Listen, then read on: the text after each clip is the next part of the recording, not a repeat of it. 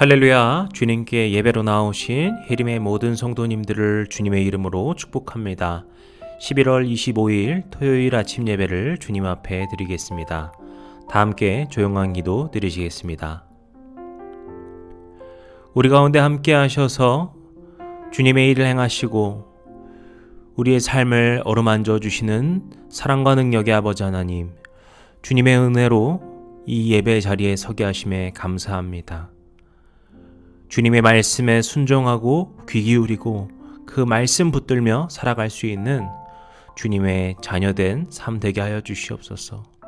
우리가 주님의 양이 되어서 주님의 음성에만 귀 기울이며 따르게 하여 주시옵소서. 우리의 모든 순간순간을 인도하여 주실 우리 주님 예수 그리스도의 이름으로 기도드렸습니다. 아멘. 시편의 찬양 시편 9편 19절에서 20절까지의 말씀 우리 함께 선포하겠습니다. 여호와여 일어나사 인생으로 승리를 얻지 못하게 하시며 이방 나라들이 주 앞에서 심판을 받게 하소서. 여호와여 그들을 두렵게 하시며 이방 나라들이 자기는 인생일 뿐인 줄 알게 하소서. 아멘. 오늘 우리에게 주시는 하나님의 말씀은 욥기 20장 1절에서 29절 말씀인데요. 오늘 우리가 함께 봉독할 때 1절부터 5절까지 그리고 26절부터 29절까지의 말씀만을 봉독하도록 하겠습니다. 나아마 사람 소말이 대답하여 이르되 그러므로 내 초조한 마음이 나로 하여금 대답하게 하나니 이는 내 중심이 조급함이니라. 내가 나를 부끄럽게 하는 책망을 들었으므로 내 슬기로운 마음이 나로 하여금 대답하게 하는구나. 내가 알지 못하느냐? 예로부터 사람이 이 세상에 생긴 때로부터 악인이 이긴다는 자랑도 잠시요 경건하지 못한 자의 즐거움도 잠깐이니라. 이제 26절 말씀부터 읽도록 하겠습니다. 큰 어둠이 그를 위하여 예비되어 있고 사람이 피우지 않은 불이 그를 멸하며 그 장막에 남은 것을 해치리라. 하늘이 그의 죄악을 드러낼 것이요 땅이 그를 대항하여 일어날 것인즉 그의 가산이 떠나가며 하나님의 진노의 날에 끌려가리라. 이는 악인이 하나님께 받을 분깃이요 하나님이 그에게 정하신 기업이니라. 아멘. 오늘 말씀은 이제 소발의 두 번째 변론이라고 볼 수 있습니다. 어제 말씀에서 우리는 욥이 얼마나 외롭고 고통스러운 상황이었는가에 대해서 보았습니다. 그래서 자기 친구들에게 자신을 정죄하고 있고 그렇게 자기를 질타하고 있던 친구들 앞에 나를 불쌍히 여겨달라 그렇게 이야기하는 것을 보았죠. 그만큼 욥이 힘들었구나. 욥이 그만큼 마음이 낙심되고 무너져 있는 상황이구나 라는 것을 우리가 살펴볼 수 있었습니다. 그리고 그 말을 들은 소발이 이제 욥에게 다시 말을 하게 된 것이 오늘 본문 말씀인데요. 그의 반응은 어땠습니까? 2절 말씀을 보시면은 소발의 반응이 어땠는가, 그의 감정의 상태가 어땠는가를 볼 수 있는데요. 여기서 먼저 보시면은 나의 초조한 마음이 나로 하여금 대답하게 한다라고 이야기하고 뒤에 이는 나의 중심이 조급함이니라 라고 이야기를 합니다. 그가 초조한 마음을 가졌다라는 것은 매우 급했다라는 것이죠. 그래서 빨리 이것을 말해야 한다라고 생각했다는 거예요.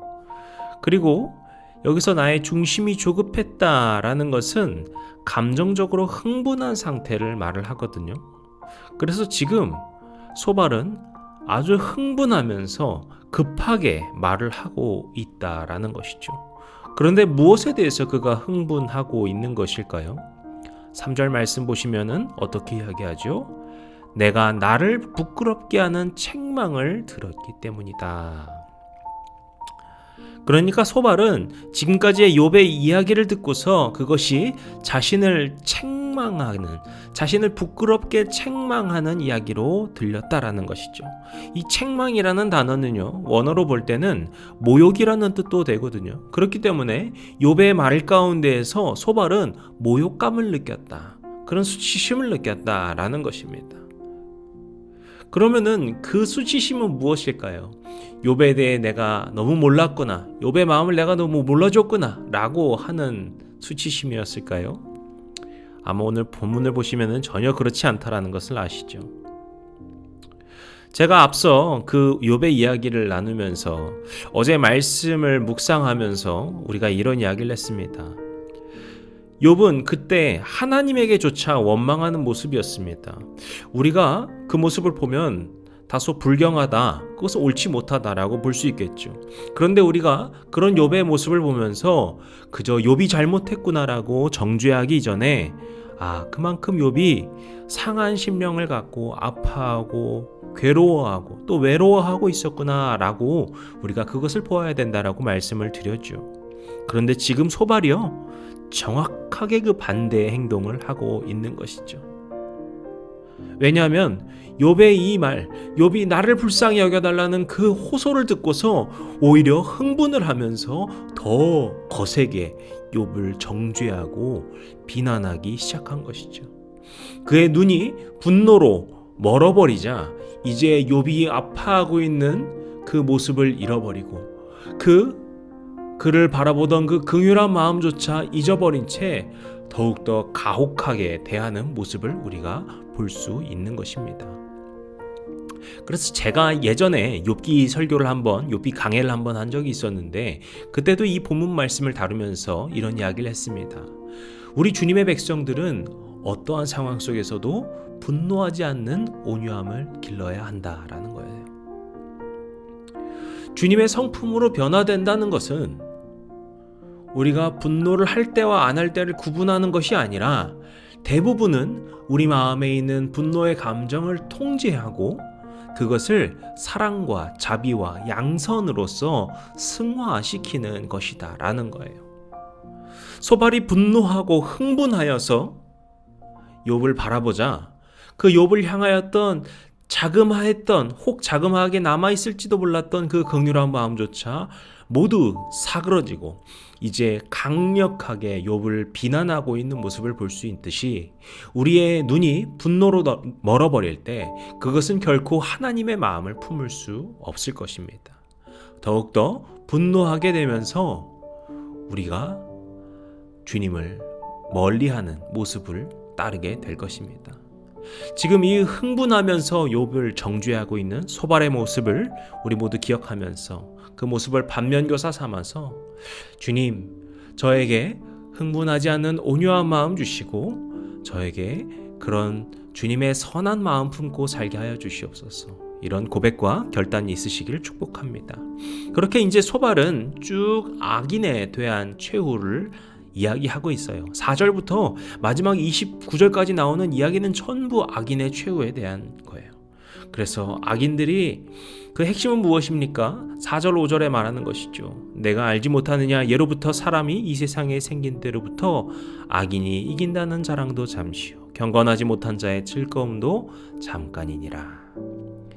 악인들은 결국 패배하게 돼 있고, 경건하지 못한 자들, 지금 욥 너가 이제까지 누려왔던 그 즐거움들, 그거 다 심판받아서 지금 이렇게 된 거야 라고 이야기하고 있는 것입니다. 우리가요, 이것을 좀 분리해서 보면은요, 소발의 말은, 그리고 또 다른 친구들의 말은 다소 일리가 있는 이야기예요. 하나님께서는 악인들을 결코 기뻐하지 않으시죠. 그렇기 때문에 그렇게만 본다면 맞을 수 있습니다.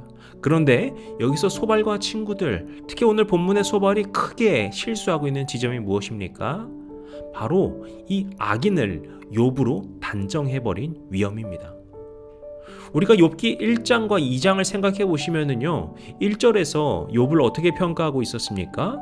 욥은 온전하고 정직하고 하나님을 경외하고 악에서 떠난 자였다라고 이야기를 합니다.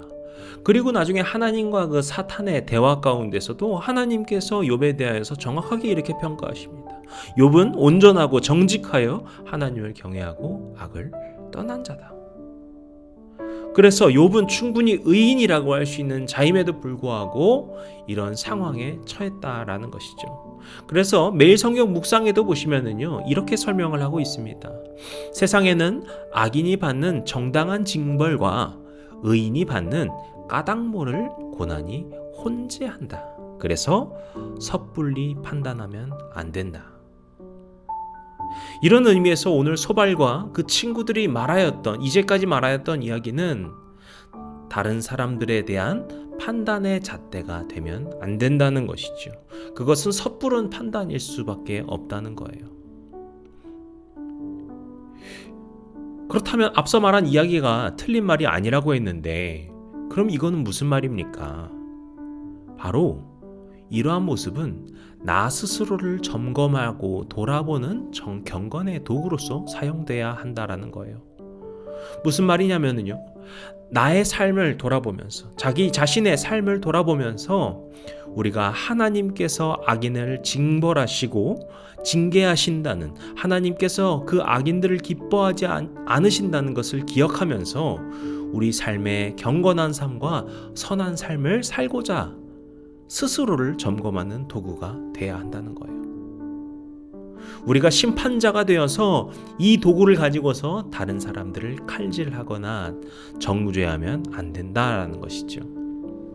오늘 우리가 이 말씀을 다시금 묵상하면서 우리 삶에 붙들고 우리가 혹 남을 정죄하거나 판단하는 것이 있었다라면 그것들을 멈추고 그러한 판단을 온전히 주님께 맡겨드리는 겸손한 마음이 있으시기를 원합니다.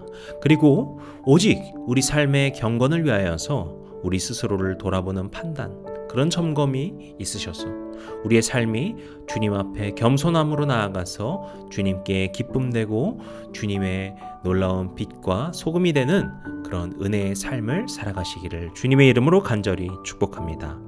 기도하시겠습니다. 오늘도 주님께서 우리에게 말씀하여 주시고 응답하여 주시고 우리에게 새 길을 열어주심을 믿습니다. 주님, 우리의 모든 생각을 주님께서 주장하시고 우리의 마음의 중심을 주장하여 주시고 우리의 입술과 우리의 삶의 모든 행실을 오직 주님의 것으로 채워주시사 우리의 입술 가운데, 우리의 행실 가운데, 우리의 삶의 모든 향기 가운데 오직 그리스도만이 향기 내고 넘쳐날 수 있도록 도와주시옵소서. 그렇게 주님 닮아가는 선하고 복된 삶을 살아가는 주님의 거룩한 백성들 될 수 있도록 축복하여 주시옵소서. 모든 말씀 예수님의 이름으로 기도드렸습니다. 아멘. 우리 주기도문 함께 드리시고 오늘 예배를 마치도록 하겠습니다. 하늘에 계신 우리 아버지여, 이름이 거룩히 여김을 받으시오며 나라의 임하옵시며 뜻이 하늘에서 이룬 것 같이 땅에서도 이루어지이다. 오늘날 우리에게 일용할 양식을 주옵시고 우리가 우리에게 죄진 자를 사하여 준 것 같이 우리 죄를 사하여 주옵시고 우리를 시험에 들게 하지 마옵시고 다만 악에서 구하옵소서. 나라와 권세와 영광이 아버지께 영원히 있사옵나이다. 아멘.